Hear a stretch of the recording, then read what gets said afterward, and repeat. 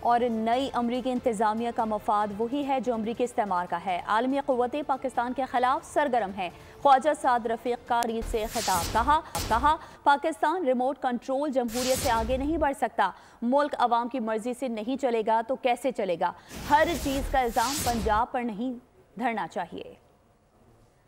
طاقتور فوج کا حامل ملک، دنیا کا شاید 7واں بڑا ملک آبادی کے لحاظ سے، وہ کیسے آپس کی دھینگا مشتی اور روز روز کے تجربات سے چل سکتا؟ جو آتا وہ کہتا میں عقلی کول ہوں، اور وہ کہتا کہ ملک میری مرضی سے چلے گا، یعنی ملک آپ کی مرضی سے چلے گا، ملک لوگوں کی مرضی سے نہیں چلے گا، تو کیسے چلے گا؟ اسی لیے ہم آگے جاتے ہیں اور پیچھے چلے جاتے ہیں۔ اگر یہ حالات رہے تو بہت سے لوگ جو ریلیونٹ ہیں وہ ارریلیونٹ ہو جائیں گے، کہ اگر یہ چند سال اور چلا تو نئی حقیقتیں جنم لے گی، پہلی حقیقتوں کا پتہ بھی نہیں چلے گا کدھر چلی گئی۔ اس وقت سے بچیں اور ملک کو محفوظ کرنے کی صحیح کی۔